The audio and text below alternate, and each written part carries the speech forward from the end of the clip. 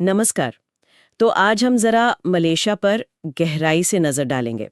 हमारे पास जो जानकारी है वो इस दक्षिण पूर्व एशियाई देश के कई अलग-अलग पहलू दिखाती है, मतलब इसके भूगोल से लेकर संस्कृति और अर्थव्यवस्था तक सब कुछ। कोशिश ये है कि मलेशिया की एक साफ, सीधी तस्वीर पेश की जाए। जो सबसे जरूरी और दिलचस्प बातें हैं उन्हें सामने लाया जाए। तो चलिए समझते हैं इसे थोड़ा और करीब से। शुरुआत करते हैं इसके भूगोल और लोगों से। मलेशिया, जैसा हम जानते ही हैं, दक्षिण पूर्व एशिया में है। राजधानी है कुआलालंपुर और यहाँ करीब क्या कहते हैं 3 करोड़ 20 लाख लोग रहते हैं। इसमें मलय हैं, चीनी हैं, भारतीय हैं और कई सारे आदिवासी समुदाय भी शामिल हैं। दिलचस्प बात यह है, जैसा आप कह रहे थे, कि देश दो मुख्य हिस्सों में बटा है। एक पश्चिमी मलेशिया और दूसरा पूर्वी मलेशिया, जो बोर्नियो द्वीप पर है। और यहाँ घने जंगल हैं, ऊंचे पहाड़, खूबसूरत समुद्री तट भी हैं। और मौसम, वो तो हमेशा ही उष्णकटिबंधीय रहता है, मतलब गर्म और नम। बिल्कुल। और ये जो भूगोल है ना, ये इसके इतिहास के लिए भी अहम अहम रहा है। जैसे 15वीं सदी में वो मलक्का सल्तनत थी, एक बहुत बड़ा व्यापारिक केंद्र था। हाँ, सही कहा। क्योंकि वो समुद्री रास्ते पर पड़ता था। इसी वजह से बाद में यूरोपीय ताकतों की नजर पड़ी इस पर। हाँ। और फिर 18वीं 19वीं सदी आते आते ये ब्रिटिश कॉलोनी बन गया। हाँ, और फिर 1957 में इसे स्वतंत्रता मिली। लेकिन जो आज का मलेशिया है, वो असल में 1963 में बना, जब मलाया, सिंगापुर, sabah और सरावाक ने मिलकर मलेशिया फेडरेशन का गठन किया। हालांकि सिंगापुर तो बाद में अलग हो गया था। हाँ। ये जानना जरूरी है कि आज का मलेशिया कैसे इस रूप में आया। सही।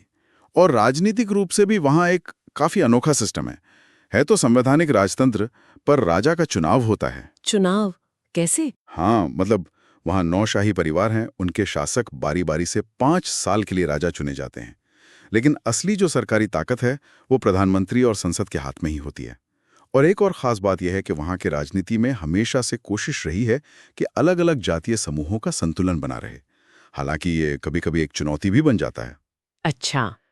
और अर्थव्यवस्था सुना है काफी मजबूत है मलेशिया की। हाँ, काफी मजबूत है और वक्त के साथ काफी बदली भी है। पहले आप देखें तो सिर्फ रबर और टिन जैसे कच्चे माल पर ज्यादा निर्भरता थी, पर अब तो इलेक्ट्रॉनिक्स, तेल और गैस, पाम ऑयल, फिर ये टूरिज्म, कंस्ट्रक्शन, ये सब बड़े उद्योग हैं वहाँ। अच्छा। मलेशिया दक्षिण पूर्व एशिया के बड़े निर्यातक देशों में गिना जाता है और ये बदलाव सरकारी नीतियों और साथ ही ग्लोबल डिमांड की वजह से भी आया है। और हाँ, लोकेशन का फायदा तो है ही व्यापार के लिए। और संस्कृति की बात करें तो इतनी सारी अलग अलग कौमें एक साथ रह रही हैं, तो ये रोजमर्रा की जिंदगी में कैसे दिखता है? अरे, वही तो इसकी सबसे बड़ी खासियत है। वो सचमुच एक मेल्टिंग पॉट है जिसे कहते हैं। मलय, चीनी, भारतीय और फिर बोर्नियो के जो स्वदेशी समुदाय हैं, उनकी परंपराएं, उनकी भाषाएं, खान पान, त्योहार, सब कुछ आपको वहां घुला मिला दिखेगा। आप कुआलालंपुर की सड़कों पर चलिए, आपको मस्जिदों के पास मंदिर भी मिलेंगे, चर्च भी दिखेंगे। और खाने ही तो क्या ही बात करें, इतनी वैरायटी है कि बस। हाँ, खाने की बातें तो बहुत सुनी है। राष्ट्रीय भाषा तो मलय है, पर अंग्रेजी भी खूब चलती है, खासकर शहरों में, बिजनेस वगैरह में। और टूरिज्म, पेट्रोनास टावर्स तो सब जानते हैं, उसके अलावा और क्या खास है वहाँ? टूरिज्म वाकई में बहुत तेजी से बढ़ा है। पेट्रोनास टावर्स तो हैं ही एक लैंडमार्क, लेकिन पेनांग द्वीप है जो अपने पुराने शहर और लाजवाब स्ट्रीट फूड के लिए बहुत मशहूर है।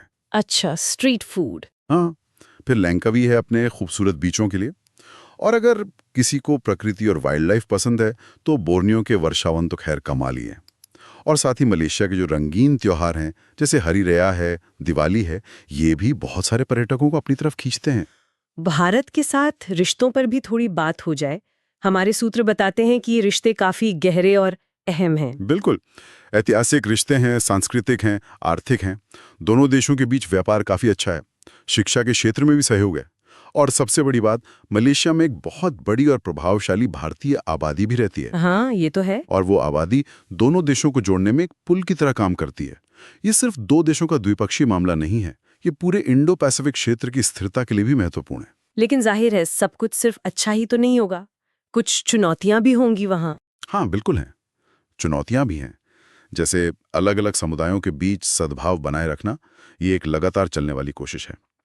पर्यावरण की चिंताएं भी बढ़ी हैं, खासकर पाम ऑयल उद्योग और जंगलों की कटाई को लेकर। और आर्थिक असमानता भी एक मुद्दा है, जिसे कम करने की कोशिश चल रही है।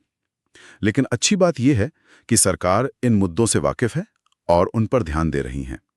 सस्टेनेबल डेवलपमेंट मतलब टिकाऊ विकास और टेक्नोलॉजी पर काफी जोर है।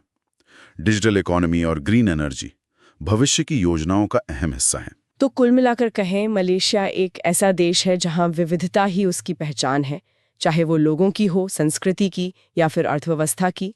भारत के साथ उसके रिश्ते मजबूत हैं और भविष्य को लेकर एक साफ दिशा भी दिखती है, भले ही रास्ते में कुछ मुश्किलें क्यों ना हो। हाँ? और यहीं पर एक बात सोचने वाली बात है। मलेशिया अपनी जातीय विविधता और आर्थिक विकास पर जोर, इन दोनों के बीच एक संतुलन साधने की लगातार कोशिश कर रहा है। तो ऐसे में आने वाले दशक में उसकी स्थिरता और समृद्धि को बनाए रखने के लिए सबसे महत्वपूर्ण कारक क्या हो सकता है? क्या वो नीतियां होंगी जो समावेशी हों, सबको साथ लेकर चलें, या फिर आर्थिक इनोवेशन होगा, या पड़ोसी देशों के साथ बेहतर तालमेल?